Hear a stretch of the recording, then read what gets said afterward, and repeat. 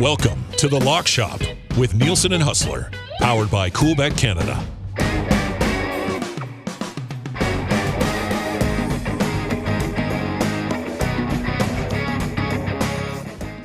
Happy Tuesday, everybody, and welcome inside the Lock Shop. Nielsen and Hus back with you once again, kicking off another week. Lots of stuff to discuss from this past weekend. We got some puck picks, six-pack of puck picks for you tonight. I'll have the Lock Shop play of the day coming up a little bit later on the Coolbet social media account as well. As always, the Lock Shop in partnership with our great partners at Coolbet. Sign up for an account today at the code. Use the code LOCKSHOP when you do. Hus, what's up, buddy? How's the weekend, man? Well, how's the weekend? It was great. Been loving the Scotties. Had to hit a couple nice tickets, a couple close parlays, but I've definitely been enjoying it. And obviously, there was lots of hockey to watch. Big trade with Ryan O'Reilly going to the Leafs. Yeah. And then got a chance to sit back and enjoy the Connor Hellebuck show last night. Did you ever? Wow. 50 saves. Shades of Nikolai Habibulin back in the olden days, giving us one more game for Jets 1.0. That was amazing. Jets haven't been playing very well. Rangers were all over them last night. But, man, when that guy is on, he is tough to beat. And they needed that win so badly after the way the Jersey game went and the start of this the road trip in Columbus. So, yeah, Jet fans breathing a little easier thanks to their goaltender last night. And listen, we did have a couple close calls in the golf. Oh, I mean, Zalatoris man. for me was in it and, made a nice run and was on the first page of the leaderboard. But this was really a two-man showdown between Jon Rahm and Max Homa. And, man, I don't know if you saw the interview from Homa afterwards. I mean, he was probably as emotional as everyone that had bet on him at the Genesis because it was close. He had won that event before, but they didn't have the fans there. So, but man, Jon Rahm is he's the number one player in the world. Well, that's the story here, right? Like Jon Rahm is here and everybody else, and then there's that other group of guys here and then everybody else is down here. But Jon Rahm, it's not Rahm versus the field here, but it's as close as we've gotten to since some pretty elite guys back in the day, man. Like, he's not good right now. It's wild. I will say this, though. This season has been so great. I mean, there's a lot of momentum for the PGA Tour right now. I know Liv's starting up this season, but like with the Honda this week, it'll be very different because you sort of have these monster fields, and then sort of a weaker field. Yeah. And that's but we'll be all over that tomorrow. Sungjae Im, a former champ of this event, the clear favorite in this one. So I think a lot more wide open and probably some bigger numbers on some betting cards this week. But as I say, we'll dive into that over the next 24 hours and jump on that in tomorrow's Lock Shop. I've liked Homa this season. Obviously, it worked out for us earlier in the year. He was so close again. And then seeing that interview with him after and just how emotional he was about it and how much that term meant for him. Hus, you have your Tony Fee now. I might have my guy. Like, I might be full board on Max Homa, man. I don't know reasons not to get on board with this guy. You know what I mean? Like, the talent is there. You love the way that he emotionally himself out there. Yeah, I've been looking for. I've never really had that. Young Rory. I really liked young Rory. I really got into young. I mean, I still don't mind Rory, but I haven't had a guy in a while, and Max Homa might become that guy for me. Well, and listen, I know you haven't really dug into the Full Swing series yet, but I'm going to, though. Yeah, a really good job of kind of showing off some of the personalities of some of the guys, and the Joel Damon one. I mean, and Damon and Homa are very tight, and they're just hilarious dudes. And the Tony Finau one is great. I mean, you want to talk about a guy that's a great dad and just a great person. But this, I think, is going to make real fans of a number of guys. And obviously, you got Brooks and Poulter, some guys that are sort of easier to hate, although they're both on Live now. But anyways, highly recommended if you haven't checked out Full Swing, just about through the whole series right now and have really, really enjoyed it. But there will be no Full Swing tonight because we got a busy docket of hockey tonight. Yes, we do. We've got, actually, you know what, before we get to that, just quickly, did you consume any XFL over the weekend, Hus? Yeah? Of course I did. Okay, all right. I'm 2-1. I'm 2-1 on my XFL bets for the season.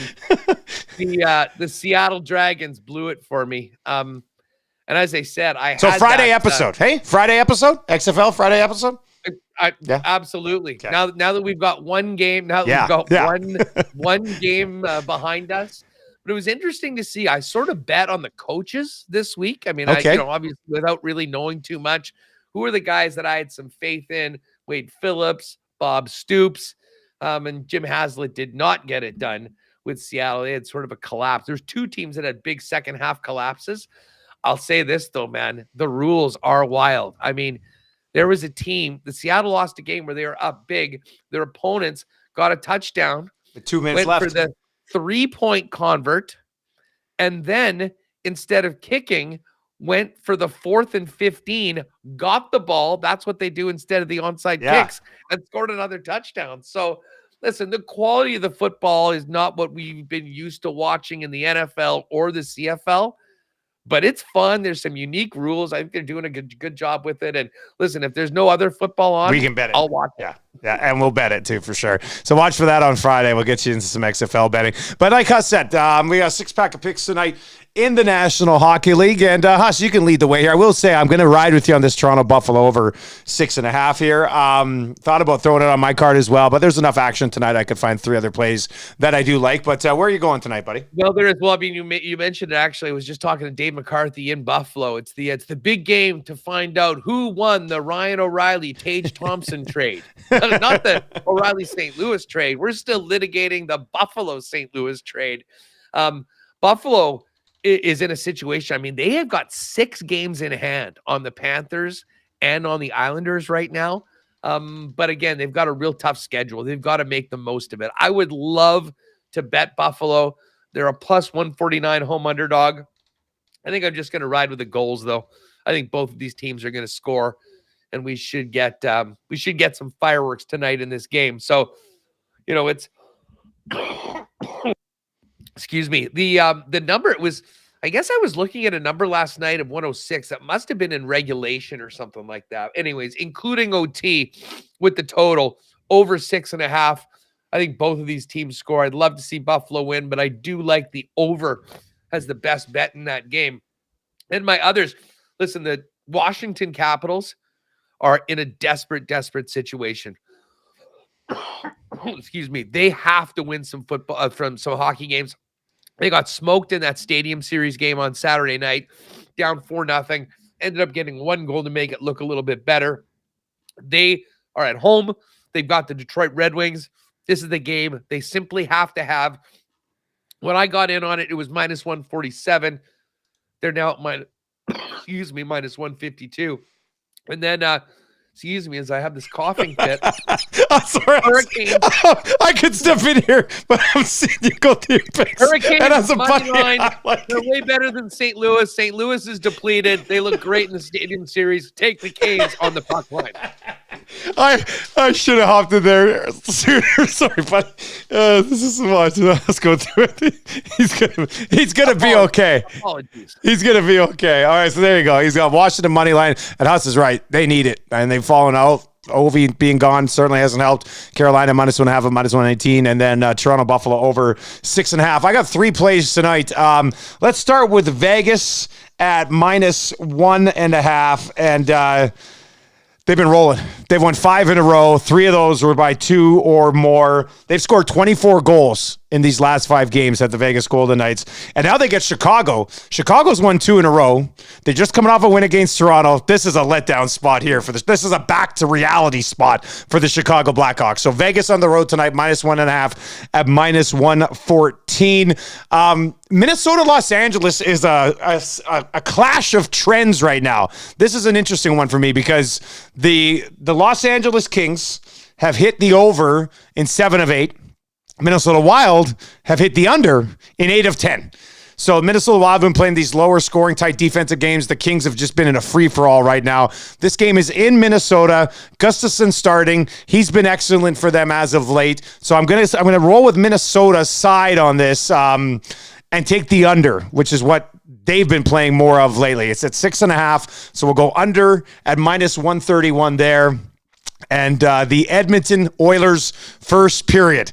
This team has blown back-to-back 3-goal leads, but they led in the first. Both of those, they're playing Philly, who they played about 12 days ago, lost 2-1, kind of started the stretch here where they've only got one win in their last 6. I would expect another pretty good start from the Edmonton Oilers tonight.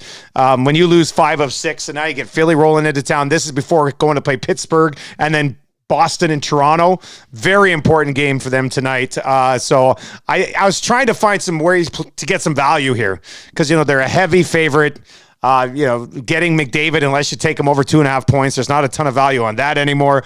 So I decided to go Edmonton first period, which they've done on these last couple of games, minus 101 against the Philadelphia Flyers, who played yesterday afternoon, beat Calgary, but prior to that had lost 4 in a row. So let's go Edmonton first period here. I don't know if I've taken a first period play all year, but I think that should be the play here for the Oilers tonight. Well, and speaking of Philly, I mean, you mentioned that they hadn't been playing very well, but man, they won yesterday, and that's a costly loss for the Calgary Flames. I mean, Calgary right now is really in a dogfight with the rest of the Pacific Division, the Wild, for that final wild card spot right now. And I mean, giving away points like they've done recently on home ice against the likes of Detroit, against Philly, I mean, those could really be costly points for the Flames once we get to the finish line of 82. It just seems like we're always talking about, man, costly loss for the Flames. Costly loss for the Flames. Like, obviously the sky is falling here in Edmonton right now when you keep losing in overtimes and shootouts and blow 3-goal leads and back-to-back games, and I get that. I had somebody on the Oil stream last night slide into the Twitter stream and be like, Dusty, are the Oilers in the playoffs come deadline time?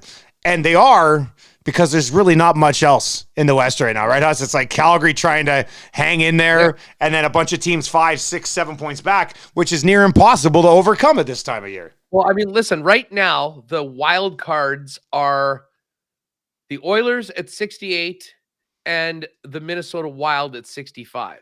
After that, you've got Calgary at 63 and the Nashville Predators at 58. I mean, I don't think the Preds are making up 10 points. So essentially it's Calgary, and Calgary can't get out of their own way right now. So unless they get on a big run and win 6 of 7 and make it interesting, I'm not sure we'll have that much drama when it comes to those final couple wildcard spots. It might be the order because of how close everything is. I mean, the Oilers are still only 4 points out of first place in the Pacific Division. No one's done a very good job of spacing themselves out. And then, I mean, you look in the Central, the Jets have had a bit of a skid. Dallas in their last 10 is 3-2-5. Gotta get those loser points. Hey, listen, it's the regulation losses that'll kill you, and that's what's happening to Calgary right now. Yeah, no, that's a very good point. So there's our 6-pack tonight. Vegas minus 1.5 in Chicago. Minnesota and the Kings under 6.5. Edmonton first period minus 101. Then Hus is on Washington money line. Carolina minus 1.5. Toronto and Buffalo over 6.5. And just for fun, Big Uke is in the YouTube stream, and he says if you put them all together, it's plus 31.99. So there you go. 31.99. I do know that the Canes puck line, Caps money line, and over in the Toronto Buffalo game, my 3 picks is a smooth plus 401. So we'll probably jump on that. And you know what? Maybe I'll throw a fin down on the whole thing. You got to do right, just in case. You never know. Last time the Big Uke mentioned this in the chat, we hit it. We ran the table. It was only 4 picks that day. We've got 6 today. But well, last week we went 7-9 in the NHL, 78%. So let's just go 100 tonight. And you know what? We had a great run with those daily picks, too. The only daily pick that missed the entire week was that Wednesday Oilers in reg. But otherwise... Yeah, outside of that, we were 4 for 4 combined, right? Yeah. Exactly. So 4 or 5 total. Let's keep this one going today. I'll look forward to seeing what comes out on the CoolBet Canada socials a little later on today. Yeah, watch for that as well. Hey, before we wrap up, quick episode today, obviously, with just the hockey mix. But how are things going with the Scotties? I know you kind of laid things out last week. I mean, things trending in the right direction or what? Well, I'll tell you what, trending in the right direction for that Canada-Manitoba final prop that we had. They're both off to great starts, right? Jennifer Jones with a big win over the Homan rink yesterday, and Carrie Anderson still the team to beat right now, 5-0 in the event. They're going to play today once, and then they've actually got tomorrow off. Reed Carruthers, their coach, is going to jump on with us at Winnipeg Sports Talk. So it's been good. There has been some significant upsets, though. If you've just been sort of trying to pick a few favorites and put them together on a single draw, the parlays haven't really been going. You need to get on a plus money side, it seems like, for at least one of the games. So it's been really, really fun to watch. It's been tough to handicap and tough to bet. But as they say, I think now that we're at midway through the round robin, got a little bit better of an idea about which teams are hot, which ones are not. The McCarville rink has made people some money. They're 4-1 right now, and they've been an underdog in at least a couple of those wins so far. So usual suspects up near the top, but still lots to play for. Caitlin Law's up against it. Rachel Holman as well. They're going to need to continue winning, and I wouldn't at all be surprised if those teams sort of run the table after tough losses to the other top teams in their pools. We will be back tomorrow getting you ready for the Honda Classic. Not a super strong field, but obviously a field that we can certainly find a few guys that we like on. More puck picks for you tomorrow as well. Hus, Winnipeg Sports Talk coming up. If you're watching live on YouTube or Twitter, slide on over to Winnipeg Sports Talk on YouTube. What do you got coming up there today? We got a big one. Kenny Lawler's actually going to join us. He's all fired up to come back from the Peg. We're going to be joining him. He'll be joining us from Edmonton. Dave McCarthy is in Buffalo.